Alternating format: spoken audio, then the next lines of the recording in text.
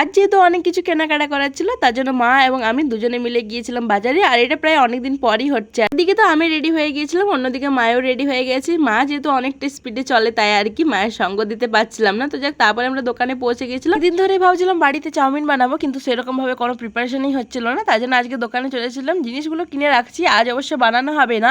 তারপরে মায়ের সাথে চলে গেছিলাম বাজারের ভিতরে, সেখান থেকে যেহেতু চাউমিনের কিছু জিনিসপত্র নিতে হবে তাই আর কি। আর এখানে মা বাড়ির জন্য সবজি নিচ্ছিল। তো যাক, তারপর সমস্ত কিছু কাজ কমপ্লিট করে আমরা বাড়ি ফিরছিলাম।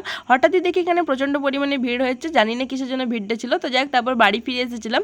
এসেই তো বসেছি এখানে খাতা করতে, তার আগে স্নানটা সেরে নিই, যেহেতু সকাল থেকে প্রচন্ড পরিমাণে গরমে গরমে ঘোরাফেরা করছি। যেহেতু আমি কেনা খাতায় লিখতে পছন্দ করি না, তার জন্য আমি দিস্তা তা কিনে নিয়ে এসেছিলাম। এখানে অবশ্য 20 টাকা দিস্তা তা পাওয়া যাচ্ছিল। তো যাই হোক, তারপরে আমি এখান থেকে খাতাটা কিনে নিয়ে আসি। আর পেপার তো আমাদের বাড়িতে আগে থাকতেই ছিল।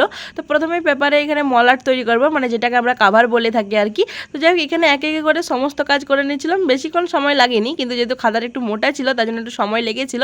তো যাই হোক, ফাইনালি খাতাও তৈরি হয়ে গেছে। তো আজকের জন্য ভিডিওটি এখানে শেষ করছি। ভিডিওটি ভালো লাগলে অবশ্যই লাইক করবেন এবং চ্যানেলটিকে সাবস্ক্রাইব করবেন।